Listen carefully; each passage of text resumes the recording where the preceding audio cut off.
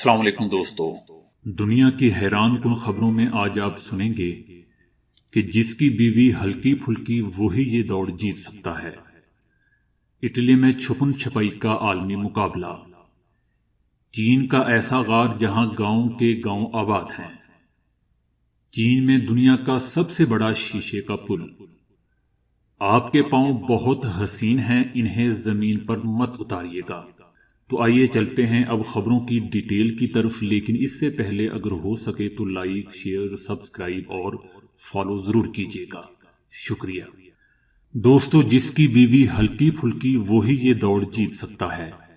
دنیا کے بہت سے علاقوں میں شادی کے بعد بیوی کو اٹھانا خوش بختی سمجھا جاتا ہے، چاہے وہ سمارٹ ہو یا نہ ہو، لیکن خوش بختی ضرور سمجھا جاتا ہے۔ تاہم بیوی کو اٹھا کر رکاوٹیں پار کرنے اور ریت یا پانی پر دوڑنے سے انعام بھی ملتا ہے۔ اسی طرح کے ایک مقابلے میں جس میں شوہر اپنی بیویوں کو اٹھا کر دوڑتے ہیں کا نام north American wife carrying championship ہے۔ جو پیئر جیت جاتا ہے وہ اگلے سال فن لینڈ میں ہونے والی ورلڈ چیمپئن شپ میں شرکت کرتا ہے۔ اس چیمپئن شپ میں 50 کے قریب پیئر شرکت کرتے ہیں۔ اس دوڑ میں جیتنے والے کو ایک معقول رقم مل ہی جاتی ہے۔ جیتنے والا عام طور پر اپنی بیوی کو اٹھا کر 278 گز کا فاصلہ تقریباً 1 منٹ میں طے کر ہی لیتا ہے۔ اس مقابلے کے بارے میں فن لینڈ میں بہت سی کہانیاں سننے کو ملتی ہیں جو کہ یہاں بتانے کے قابل نہیں ہیں۔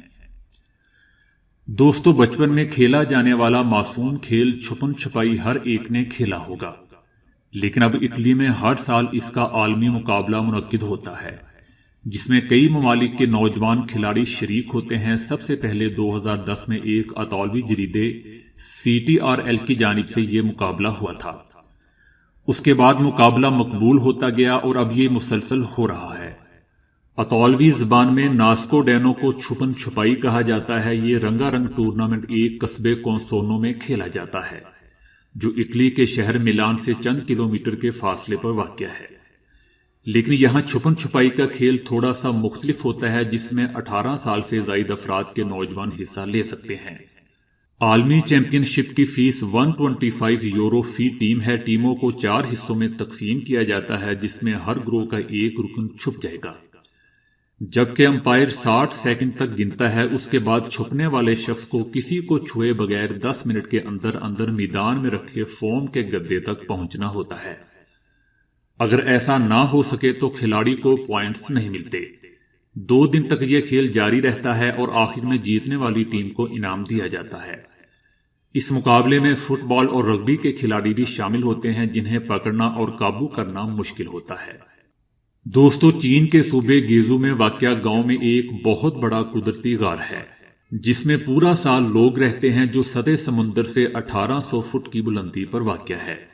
جبکہ غار اندر سے اتنا وسیع ہے کہ یہاں مویشی تک موجود ہیں اور لوگوں نے اپنے گھر بنا رکھے ہیں۔ اس غار میں ایک سکول بھی قائم کیا گیا تھا، جو اب بند کر دیا گیا ہے۔ تاہم ایک اچھا خاصا باسکٹ بال کورٹ تو اب بھی موجود ہے۔ چینی حکومت اس عمل پر غصے کا شکار ہے اور بیان جاری کیا ہے کہ چین غاروں میں رہنے والوں کا معاشرہ نہیں ہے۔ چینی حکومت کی برہمی کے بعد انتظامیہ نے 2011 میں سکول بند کروا دیا تھا۔ غار میں انٹرنیٹ اور ٹی وی کی سہولت موجود نہیں ہے اور اس طرح غار کے باسی باہر کی دنیا سے کٹے ہوئے ہیں۔ گاؤں میں لوگوں کی زندگی کو بہتر بنانے کے لیے اس کے رہائشیوں نے مقامی حکومت سے سہولیات فراہم کرنے کا مطالبہ کیا ہے۔ یہ غار اتنی بلندی پر ہے کہ شہر سے آنے والے لوگوں کو یہاں پہنچنے میں 1 گھنٹہ لگ جاتا ہے۔ دوستو، چین ہی میں شیشے کے فرش والا دنیا کا سب سے بڑا پل سیاحوں کے لیے کھولا ہوا ہے، لیکن ساتھ ہی شہریوں کو خبردار کیا ہے کہ بلندی سے خوف کھانے والے اس پل کا رخ نہ کریں۔ اس پل کی کل لمبائی 430 میٹر اور یہ زمین سے 300 میٹر کی بلندی پر واقع ہے۔ یہ پہاڑیوں پر تعمیر کیا گیا ہے، جہاں مشہور فلم اواتار کی شوٹنگ کی گئی تھی۔ اس پل کی راہداری 6 میٹر چوڑی ہے، جس میں شفاف شیشے کے 99 پینل لگائے گئے ہیں، جو ایک وقت میں 800 افراد کا وزن برداشت کر سکتے ہیں۔ اس کا ڈیزائن اسرائیلی آرکیٹیکٹ ہائم نے تیار کیا ہے۔ اب سیاح اور شوقین حضرات اس پل پر گھوم پھر سکتے ہیں، تاہم بعض لوگ فرش کے آر پار زمین کو دیکھ کر کچھ خوف بھی محسوس کرتے ہیں۔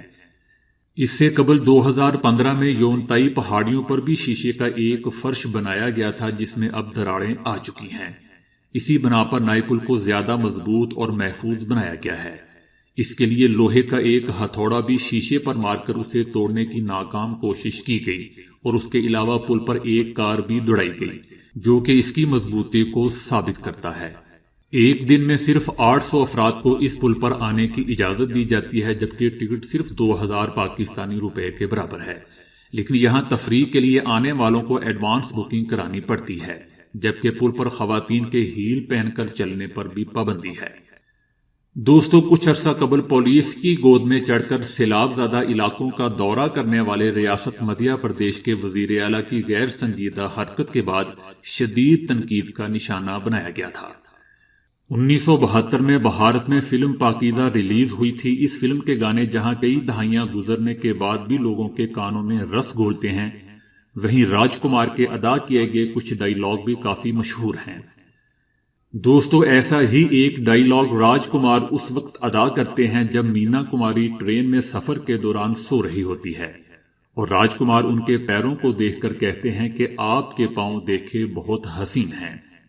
آپ کے پاؤں دیکھے بہت حسین ہیں، انہیں زمین پر مت اتاریے گا، میلے ہو جائیں گے۔